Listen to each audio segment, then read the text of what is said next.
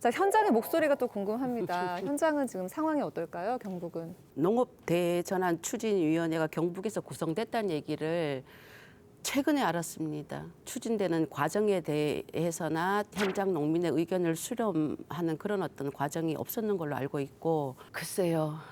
한마디로 말하기는 굉장히 어렵습니다만은 과연 농업 대전환 추진이라는 이 속에 농민은 어디에 있는가를 좀 질문 드리고 싶습니다. 일할 사람은 농촌에 내려오지 않고 있고, 또 농촌에 일하고 있는 농민들은 농사를 지을 의욕이 없다라고 저는 말하고 싶어요. 정부가 이렇게 잘해주고 이렇게 농산물이 생산만 하면 팔아주는데 왜 의욕이 없을까? 아무리 힘들게 농사 지어도 그 가격이 보장받지 않고 생산비조차도 안 나오니까 농사 지을 의욕이 없는 거죠. 지금 도에서는 이런 어떤 농민의 현실과는 저는 동떨어져 있다고 생각해요. 스마트팜, 식물 공장, 디지털 농업, 무슨 돈으로 스마트팜을 짓나요?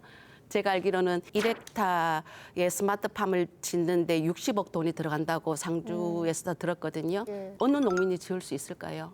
이거를 농민이 가야 할 길이라고 저는 말하면 안 될 것 같습니다. 기본적으로 처음에 농민들이 그렇게 30억, 40억을 들여서 헥타르당 정도 들어가는데 그 돈을 이렇게 한목에 투입하기는 사실 어렵습니다.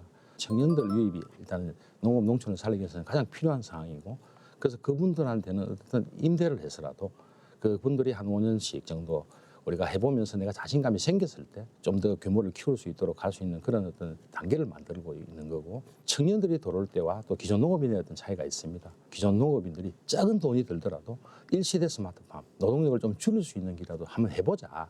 그런 분들이 해보면 2세대로 넘어갈 수 있는 거고, 또 그러다 보면 이제 좀 더 첨단화가 빨라질 수 있다 하는 그런 취지도 있는 거니까 당초에 50억짜리 할 필요는 없습니다. 한 1000평, 2000평도 일반 비닐하우스에도 그 첨단 시설을 투입해서 하게 된다면 충분히 더 적은 돈으로도 할 수 있고, 저희들 경상북도에서 10년 내에 상한하던 것을 전국 최초로 할 때 20년 동안 전국에서 가장 길 겁니다.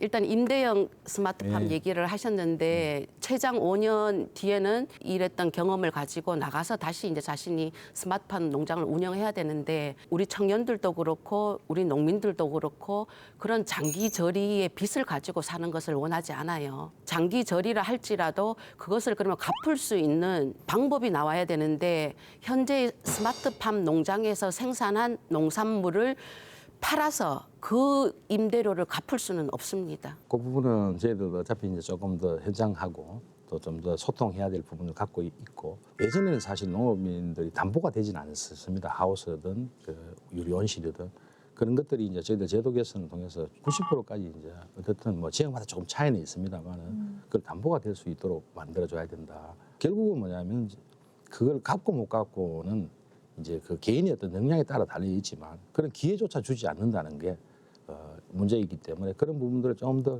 개선을 해나가는데 역점을 두고 있습니다. 담보의 문제가 아니죠. 왜냐하면은 스마트팜에서 지속 가능성이 없다는 거죠. 왜냐 그러면은 그 농산물을 팔아서 대출을 갚을 돈이 나와야 되는 거잖아요. 그 돈이 현재 농업 구조에서는 안 나오는 게 문제인 거고, 그리고 또 한 가지 우리 농민들을 설득할 때 어떻게 얘기를 하냐면, 지금 농업 생산하는데 노동력이 너무 힘들지 않느냐. 그래서 그런 노동력을 덜어주는 것이 스마트팜 기술이다 이렇게 얘기를 하는데, 지금 현재 경북에서 추진하고자 하는 스마트팜 농장과 식물 공장은 분명히 다른 차원의 문제예요. 이런 기술이 필요하지 않느냐. 그러니까 농민들도 스마트팜 혁신 사업에 동의해라. 이거는 저는 같은 말은 아니라고 생각합니다. 예, 그래서 전체적으로 모든 농업을 그렇게 당장에 갈 수는 없는 부분이지만 스마트팜 혁신별리도 사실은 교육기관입니다. 청년들이 들어오려면 옛날식의 관행농 농법으로는 사실 일부 들어올 수 있는 부분이 있습니다만은 도시와 같은 비슷한 생활을 할 수 있는 정도의 그런 여건들도 사실 돼야지만이 들어올 수가 있습니다. 그래서 그런 부분들은 현장에서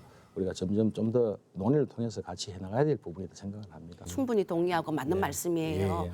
그럼 거기서 제일 중요한 게 뭐냐면 소득이죠. 네, 예. 도시에서와 같은 생활의 질을 유지할 수 있는 농업 소득을 만들어줘야 되는 겁니다. 그러니까 그런 스마트팜 농장을 만드는 것이 아니라. 예, 하여튼 저런 그런 어떤 소득 부분도 쉽지 않은 부분이지만 기존의 어떤 형태로는 앞으로 청년들이 와서 과연 농사를 지을 수 있겠나 하는 문제에서 사실 접근을 시작을 하고 있는 거고. 소득이 도시와 같으면 예. 좋을 것 같고요. 그리고 한 가지만 더 말씀을 드리면, 전체 한정된 굉장히 작은 예산 속에서 이쪽의 사업의 비중을 높여버리면 다른 쪽의 예산이 줄어드는 거잖아요. 예, 그럼 그럼- 다른 쪽 부분도 소홀히 되는 거고. 그래서 저는 그 부분도 반드시 짚고 넘어가야 문제일 것 같아요. 저희들 도에서도 늘 매년 그 예산 정액을 더 많이 시키려고 하고 있고 예. 그런 부분에 대해서는 하여튼 같이 앞으로 더 예, 열심히 같이 하겠다는 합시다요. 말씀드리겠습니다. 오늘 이 자리에서 주되게 이야기할 내용이 다 나온 것 같습니다. 이 경상북도 입장에서는 중앙정부도 그렇고 지금의 농업이 지속 가능할 수 없다고 보고 농업이 좀 기업형으로 발전해야 된다라고 하면서 이 정책을 내놨는데 농업에 지금 중점을 맞춰서 정책을 내놓으니 왠지 농민들은 소외된 것 같고 안 그래도 이 중앙정부 예산도 농업 예산이 계속 이 비율상으로는 줄어들고 있는 와중에 그러다 보니까 이 사이를 어떻게 좁혀 나갈지가 과제가 될 것 같습니다. 예. 예, 그렇습니다.